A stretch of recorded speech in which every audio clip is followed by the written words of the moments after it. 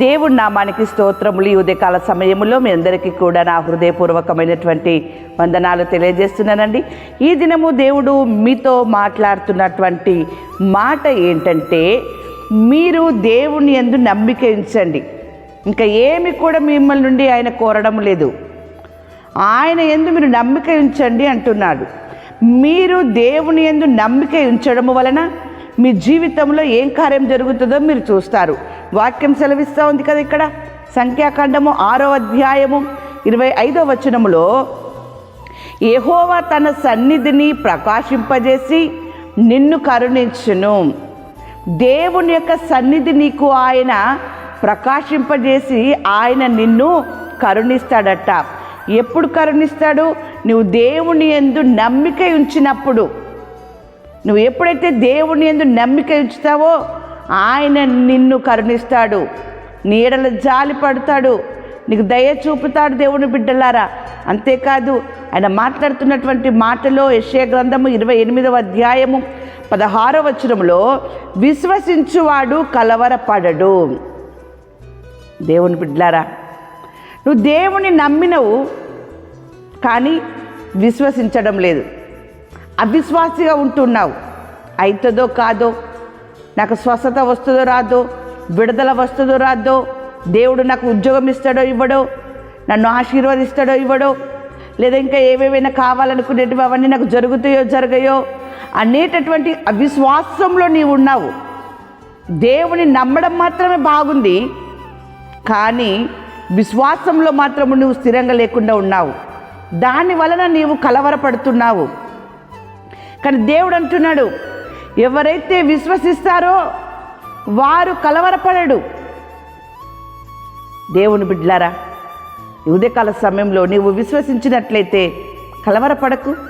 నువ్వు దేవుని నమ్మినవు కదా, దేవుడు నీ ఎడల కరుణ చూపుతానంటున్నాడు కదా, నీ జీవితంలో కార్యం చేస్తానంటున్నాడు కదా, మరెందుకు కలవరపడుతూ ఉన్నావు?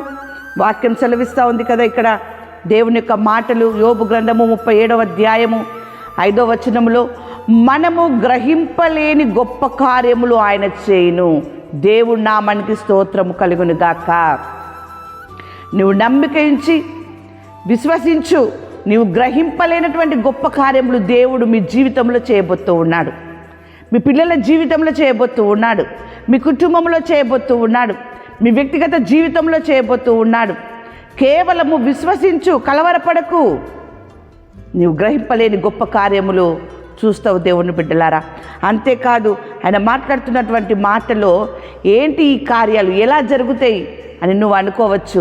శక్తి చేతనైనను బలము చేతనైనను కాక దేవుని ఆత్మ చేతనే నీవు గ్రహింపలేనటువంటి గొప్ప కార్యములను జరిగిస్తాడు దేవుని బిడ్డలారా.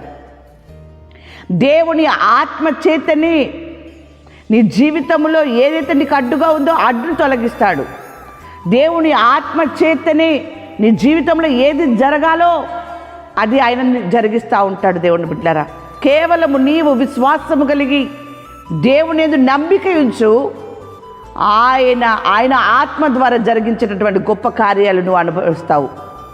వాక్యం సెలవిస్తూ ఉంది కదా ఇక్కడ దేవుని యొక్క మాటలు 28వ కీర్తన 7వ వచనములో, యెహోవా నా ఆశ్రయము, నా కేడము, నా హృదయము ఆయన యందు నమ్మిక ఉంచెను గనక నాకు సహాయము కలిగెను. ఒక భక్తుడు మాట్లాడుతూ ఉన్నాడు. దేవుని యందు ఆయన నమ్మిక ఉంచాడు గనక, తన హృదయము కలవరపడలేదు గనక, అవిశ్వాసిగా ఉండకుండా విశ్వాసిగా దేవుని నమ్మి ఉన్నాడు గనక దేవుణ్ణి ఆశ్రయించినాడు. దేవుడు ఆయనకు సహాయము చేసినాడు. ఈరోజు నీకు కూడా దేవుడు సహాయం చేస్తాడు. దేవుని ఆత్మ నీకు సహాయం చేస్తుంది. దేవుని ఆత్మ నీకు విజయమునిస్తుంది, నీకు విడుదలనిస్తుంది, నీకు శక్తినిస్తుంది. దేవుని బిడ్డలారా, ఏ కార్యాలు కావాలని నువ్వు ఆశపడుచున్నావో, ఏ కార్యములు జరగాలని నువ్వు దేవుని నమ్మి ఉన్నావో విశ్వసించు. దేవుని ఆత్మ ద్వారా నీ జీవితంలో ఆ కార్యములు జరుగును గాక. దేవుని ఆత్మ ద్వారా నీ జీవితంలో నువ్వు అనుకున్నవన్నీ కూడా తీరును గాక. దేవుని యొక్క వాక్యం సెలవిస్తూ ఉంది దేవుని బిడ్డలారా. భక్తుడు అంటున్నాడు, యెహోవా నా పక్షమున కార్యం సఫలము చేయును. ఎంత చక్కని నమ్మకం అండి, ఎంత చక్కని దృఢమైన విశ్వాసమైనకి. యెహోవా నా పక్షమున కార్యము సఫలము చేయను. నీ పక్షమున దేవుడు ఉన్నాడు, నీ పక్షమున మనుషులు లేరు కావచ్చు, నీ పక్షం ఇంకెవ్వరు లేరు కావచ్చు, నువ్వు ఒంటరిగా ఉన్నావు కావచ్చు, ఒంటరిగా దిగులు పడుతూ ఏడుస్తూ బాధపడుతూ ఉన్నావు కావచ్చు, కానీ నువ్వు దేవుడిని నమ్మినావు కదా, నీ పక్షమున దేవుడు ఉన్నాడు. ఆయన నిన్ను కరుణించినాడు, ఆయన ఆత్మ ద్వారా నీకు సహాయం చేస్తూ ఉన్నాడు. ఈ మాటలు నువ్వు నమ్మినట్లయితే ఉదయకాల సమయంలో దేవుడు నీతో మాట్లాడుతున్నటువంటి మాట ఆదికాండము 12వ అధ్యాయము 3వ వచనము, నిన్ను ఆశీర్వదించు వారిని ఆశీర్వదించేదను, నిన్ను దూషించు వారిని శపించేదను. దేవుని బిడ్డలారా, ఎలాంటి పరిస్థితులు నువ్వు ఎదుర్కొంటున్నావో నువ్వు దేవుని మీద నమ్మిక ఉంచు. దేవుడు నిన్ను ఆశీర్వదిస్తాడు, నీ శత్రువులని ఆయన శపిస్తాడు. ఆ రీతిగా దేవుడు మీ జీవితంలో మీ కుటుంబంలో కార్యం జరిగించును గాక. ఆమేన్.